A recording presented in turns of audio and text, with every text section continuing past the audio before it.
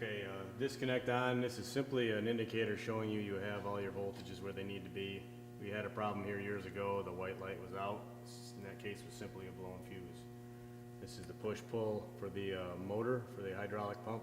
Pull on, push off. Lower ram drift reset. If for some reason the lower ram goes down too low and the punch sticks up too high, the press knows that it doesn't want to be in that mode, and that red light comes on. When that red light's on, you pull the punt on and let go, it'll shut itself back off because it knows it's not supposed to be on. You'll have to pull the motor button on, use your lower ram up button to drive it up until it's in a good position, then you can reset the lower ram. Slow withdrawal off and on. This is a preference that I always use. I keep it on. It's so that when you're stripping apart, it comes off slow.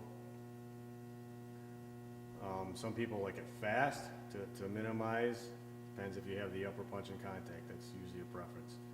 Emergency reset is just what it says. In manual, it's always on. When you're running the press in manual, that orange light is always on, and it just does that. It will not shut off. Semi, when the pump's running, if you hit it, it will shut off.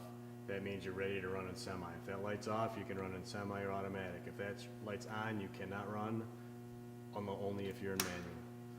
These are feeder dwell, feeder fill, pressure dwell. Feeder fill is the Syntron feeder in the back. You turn it up and it's how much time it fills into the box. Should be a speed of the Syntron, so like it'll vibrate at a certain speed. There's lights that are automatically controlling the feed height if you're running in automatic mode. Feeder dwell is how long the feeder comes out, stays over the part and goes back in. Pressure dwell is how long when you're running at pressure that it sits there and keeps the pressure switch on. So you got up to 80 tons if you're pressing and it holds for however many. This is an arbitrary number, it's not seconds. You want to record it whenever you're running. Upper ram down is just what it says, single button. Upper ram will come down with the pump on, upper ram up, upper ram goes up. Now these are dual function buttons, old style logic buttons. Underfill, it's off and nothing happens. On, and then you can use it. When it's on in this mode, it means in semi-automatic or automatic, it will use the underfill.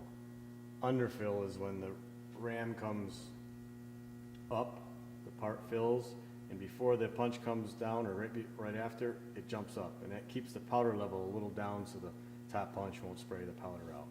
Almost always exclusively run with that on. And when you're in the manual mode and you're operating through, you have to think like ladder logic. And if underfill is on and you're running in manual and you try to press the upper ram down, it won't go until you press the underfill and it jumps up to the position it needs to be. Pressure dwell, start and stop. If you're running in pressure mode, when you get to the point where you're at the set tonnage, the green light comes on, it's held for the pressure dwell system set point, then it turns red when it's stopped, and then the cycle completes. If you're running in part height only, it just comes up. It may flash for a second, but you're just going to see the red light, and that's going to indicate the end of the part height cycle. Lower ram up is just what it says, lower ram down just what it says, single button control. Now feeder fill. In this situation where we run by hand, feeder fill is off with the selector, feeder is off with the selector also.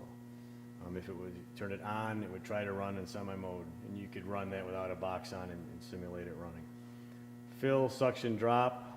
This is a little preference item too. Suction would be when you come over the part, then you make the cavity and fill the part with a feeder box. Drop would be you've already made a cavity and you just run the box over. Some people do not like the gradient. Suction fill is to try to keep the gradient from pushing the box eliminated. And grid shake, it's a function of the feeder box where it shakes the powder to keep the pressure head level. This joist